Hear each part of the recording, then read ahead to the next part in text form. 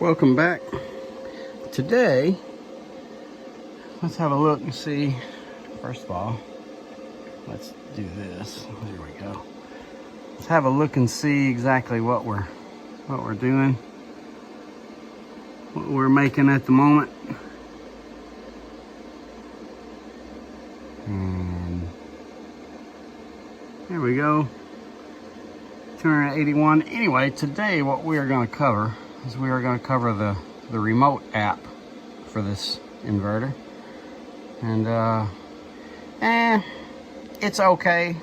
It's definitely not something that is impressive, but it gets the job done. I'll explain as we jump into it. So let's get started. Okay, so let's log in. I'm going to assume, for everybody's sake, that this app that you already have it installed, or that you're just interested in seeing how it works.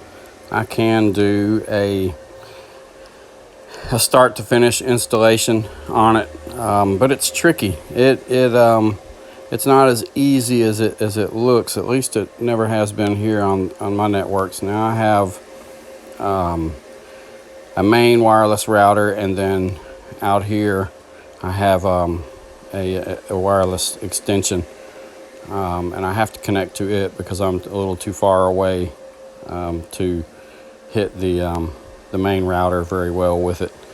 That could be some of the problem, but it's just not it's a real shaky app as far as whether or not it's going to connect and stay connected. You know, it some days it'll work just fine, and some days it acts like it just doesn't want to wake up.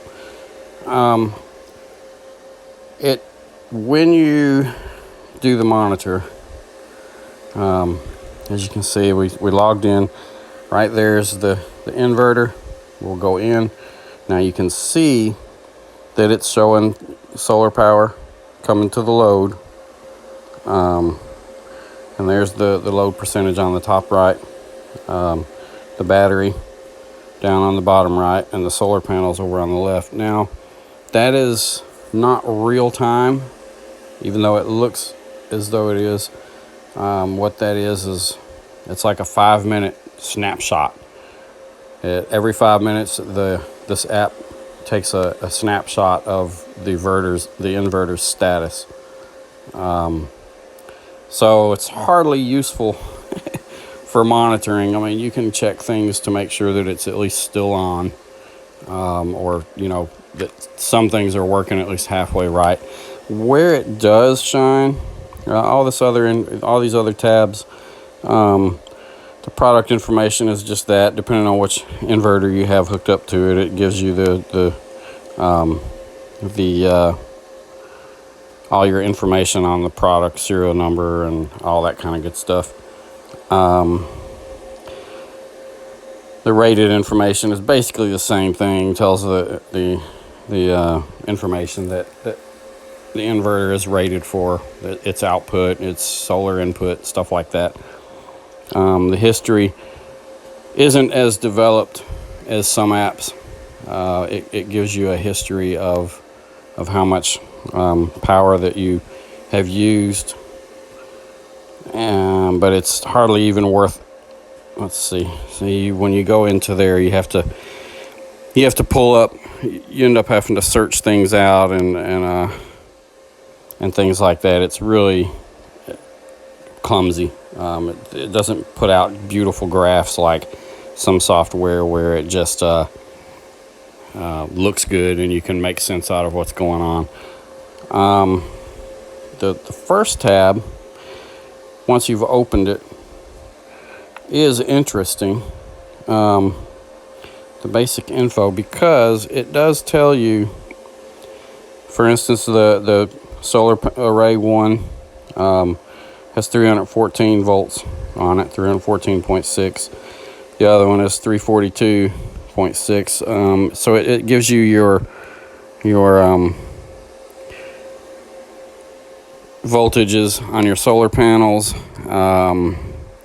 Some of these are empty because this app can work with pretty much a large array of the Voltronics or MPP, any of those companies that use that backbone, the Voltronics backbone, they can use this app. Most of the hybrid inverters.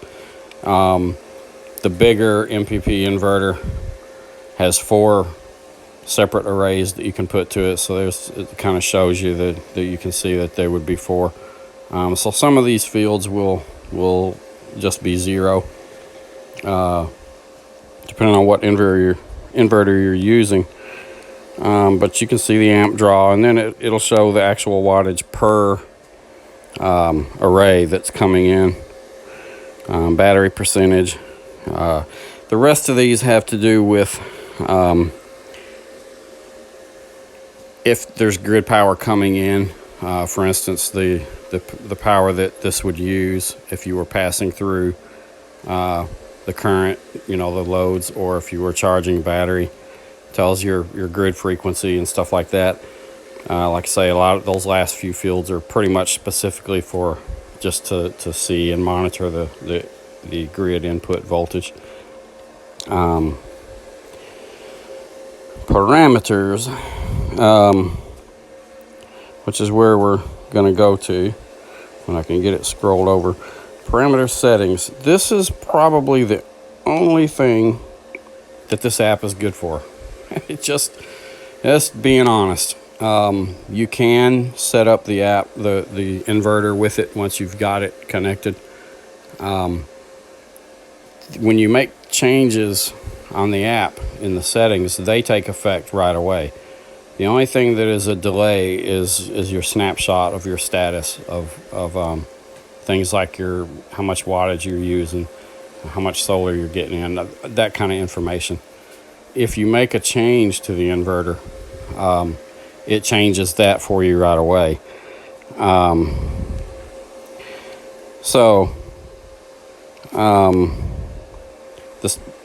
We'll start at the top for the output settings.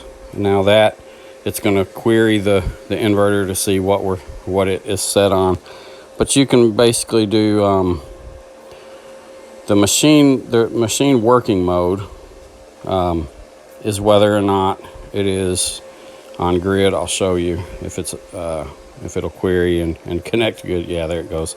And you can see that it's on off grid. Have it set for off grid, or you can do grid tie or grid tie with backup.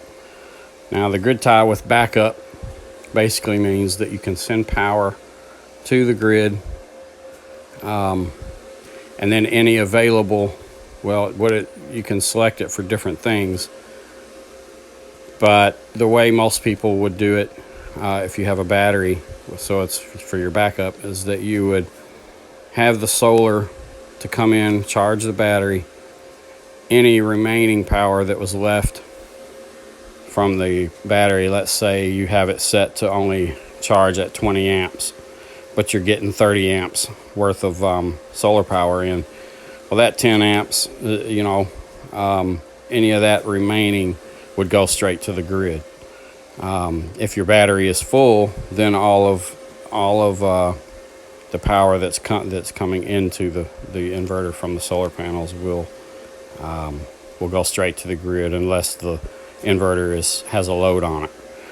But most people, if you're using this as an inverter, you would have the load on it. If you're using it as a hybrid, carrying the load, that's when that section would come in handy.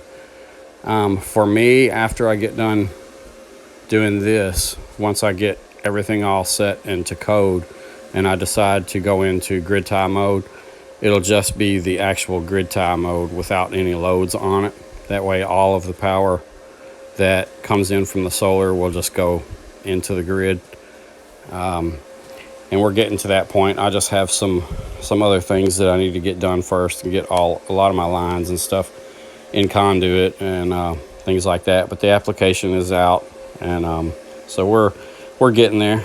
Now the AC output,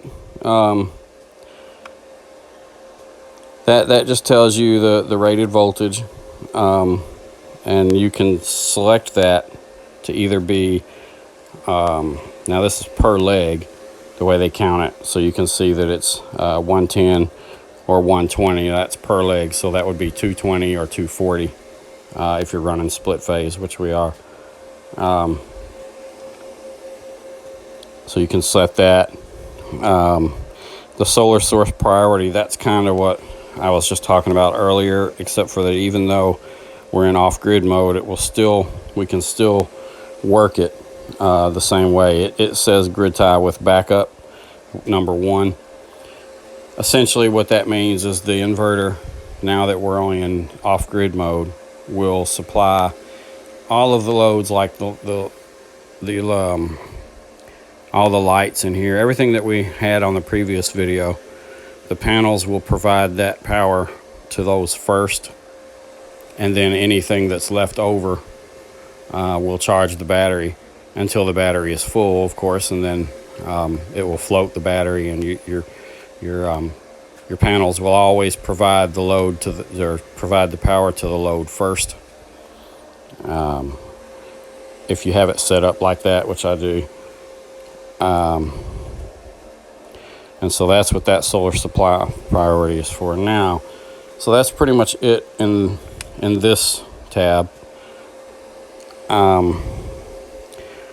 Battery parameters is pretty much just that. There's all kinds of cool things in here. I'm not going to run down every one of them. You can set the max PV input voltage, and what that's for, and the minimum too. And what that's for is if you've ever noticed on some inverters or charge controllers how you'll have voltage on the line, but if it's early in the morning or late in the afternoon, the voltage is there, but when MPP starts to try to use it, there's not a lot available. They kind of have that set to where you can go in and say, well, then I want it to operate at just a little bit higher voltage, so that by the time the panels actually get to that voltage, they will it will start to work normally. I don't change that, but you can. And the same thing with the max. However, the max is a good way of knowing if you're not sure. When you click that, you can see when it queries, you can see the maximum voltage that this thing is basically allowed or going to let you have in it. Look at that, it's probably not going to query, so we'll just have to re-query.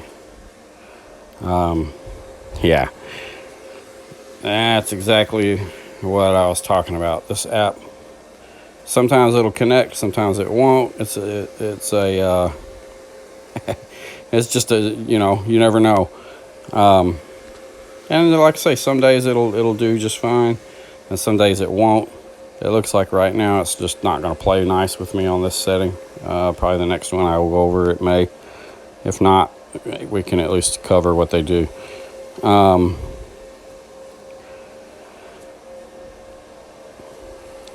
Let's see. The next few are basically kind of the same. The set solar input highest MPPT voltage is pretty much, they're kind of the same setting.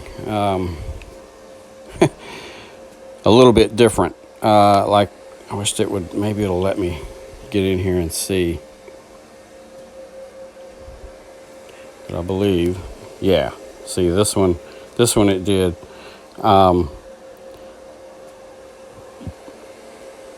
So that's saying that the inverter won't really do anything until it reaches at least 120 volts on the solar array. Anything under that, it'll just ignore it. So that goes in line with what I was talking about earlier, about how you can set your panels, your voltage, so that that little stray voltage at the beginning of the day and whatnot just won't really have any effect on it until it's ready to actually use. That's the way I would use it anyway, if I was going to. I pretty much don't bother with those.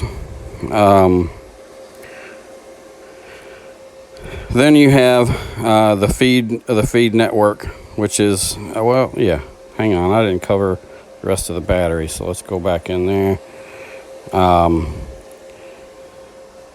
You can set the max AC charging current, so that if you are bringing power in from the grid to this thing, like I don't have mine set high even when I had it hooked up to the grid. That same setting, by the way, when you hook up the generator to it, because there's two inputs on this inverter, one for main grid and one for a generator. Setting the amperage on that AC charge will do the same for both.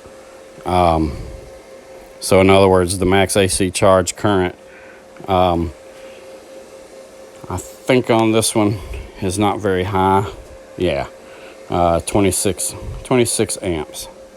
And for me, that's just a good safe range for the battery, the size battery that I have.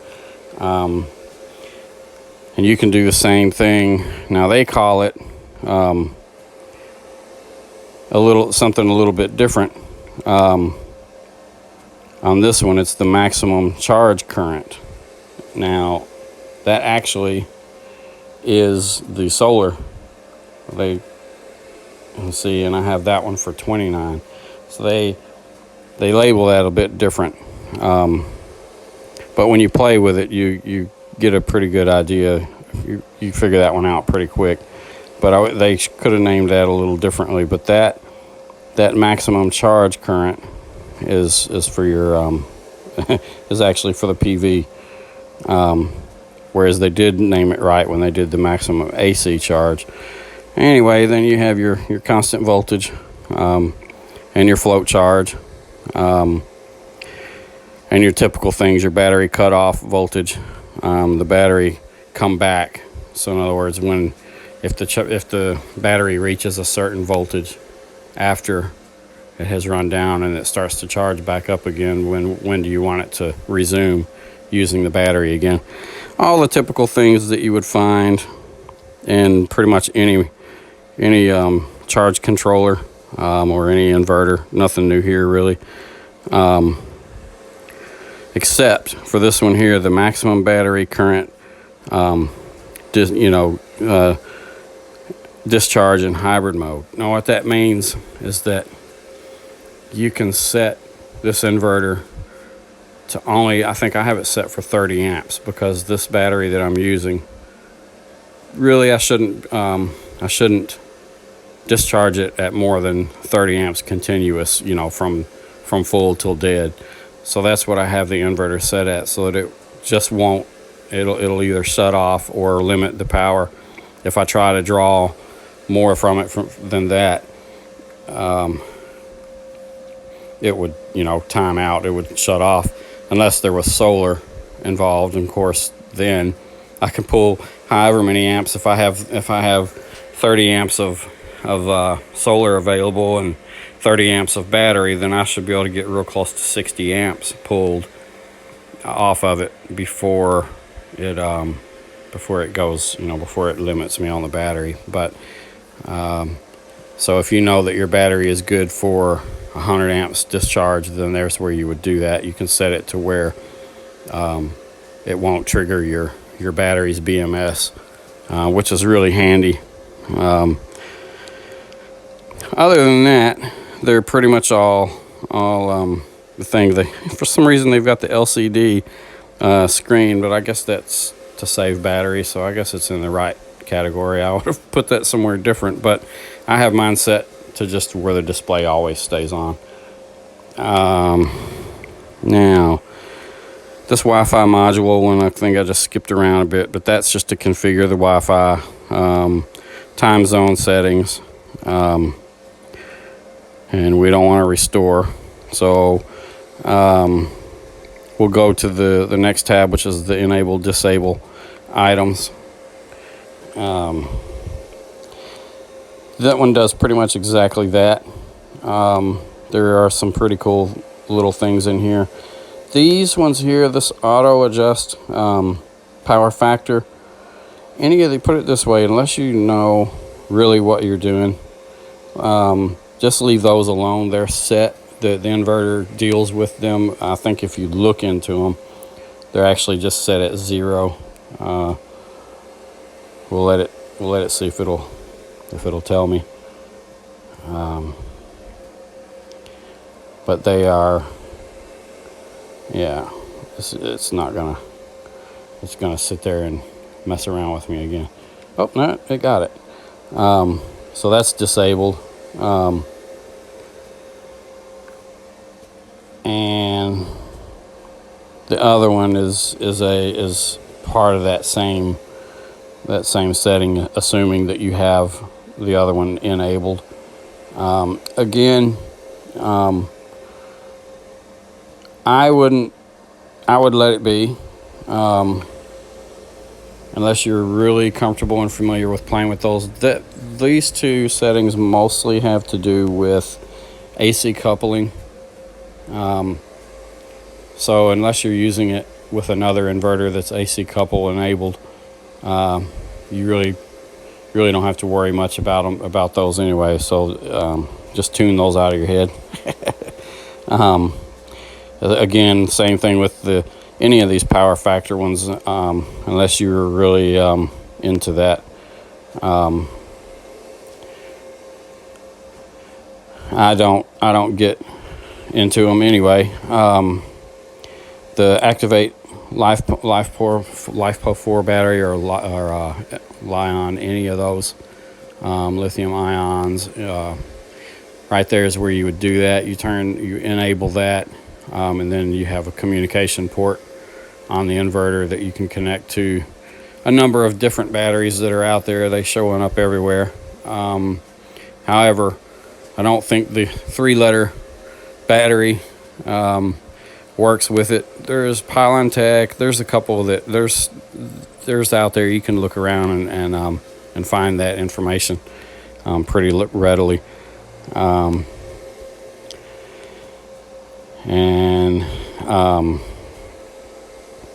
So that's where you would start to work with that. The rest of these are they're for the buzzers. Your alerts and things like that. Looking at this one, the reactive power auto, we already pretty much looked at that. That's kind of the last one that has to do with like AC coupling and things like that. These are buzzers, the mute buzzers, and alarms. Now this one is an interesting one that you might be interested in. This output inline grounding. Now what that is for in battery mode is it's neutral, bonded neutral, so that if you are in battery mode and you have a breaker panel set up like the one over there where you're backfeeding to it, the correct way, especially on this inverter, because it has four conductors. So you'd use your line 1, line 2, neutral, and then your ground. If you already are dealing with a panel box that has a bonded neutral, meaning that the ground wire is already bonded to the neutral wire, making it a 3-wire system, then you can select that in here, and it has a relay that basically disconnects that neutral, that bonded neutral inside the inverter, which is really cool. So just by touching it and enable or disabling that, you can make it either a bonded neutral 3-wire 240 or 4-wire. So that's really handy, because everybody's breaker panels are different these days. It seems like There's big debates about which way is best and yada yada, and you can do your research on those to find out what'll work best for you. But they give you that option, and that's really cool. Then your over voltage protection.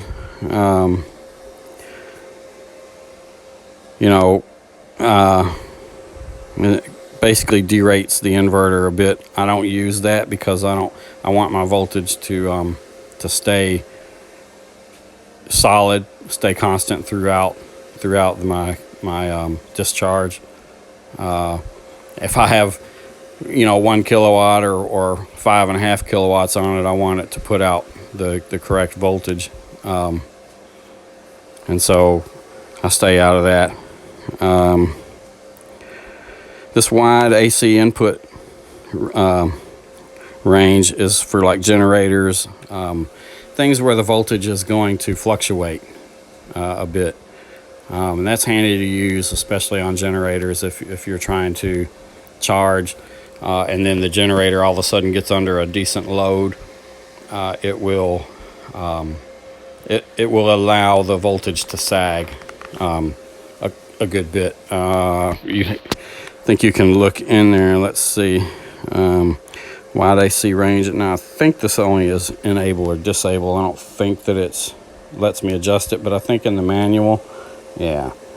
And in fact, I don't even have it enabled at the moment because I'm not using that feature. But in the manual or somewhere, I think it lets you start like at 160 volts up to like mid 250s as far as power coming in, that the inverter will function correctly with. So that comes in, like I say, that comes in really handy with generators, things like that. Now this generator is AC, as AC input.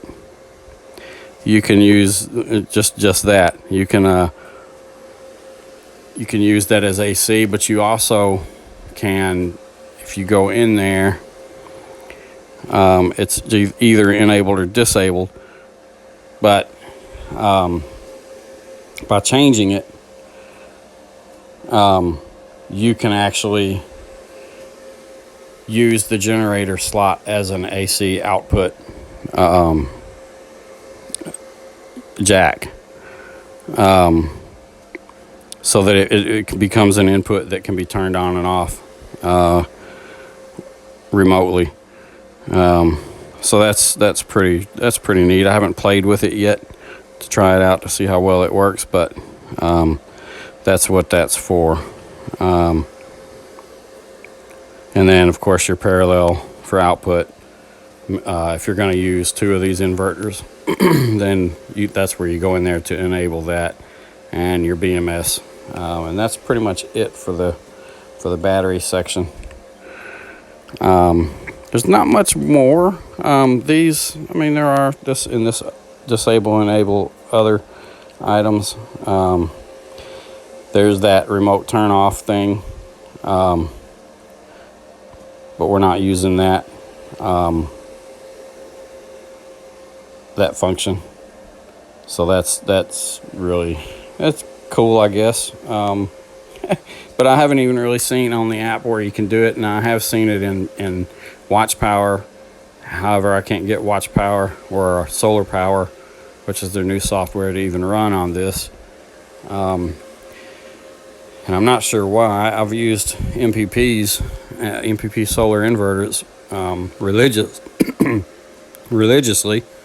But for some reason, this one just decides that it is not going to run on the software. So until I get that worked out, I can't really play with that feature. And then this has some pretty cool scheduling for charging. The start time, for enable charge. These are for scheduling, like if you have peak power usages in certain areas. We don't have that here, so that doesn't make any difference unless I just wanted to be aware of when it was on and when it wasn't. You could use it as a a timer so that you would know, for instance, if you had it on a breaker that you knew could only handle a certain amount of power, and you were charging from it, then you would know at those specific times not to be, putting other heavy loads on it or whatever. But so you could use it like that.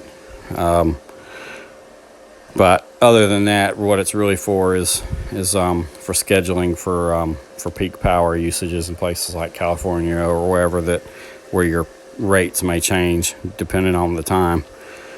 And that's pretty much it. The rest are self-explanatory. And like I say, this is pretty much the only thing that this app is good for, as just having a look. It's definitely not something that you can monitor in real time, but it will get the job done.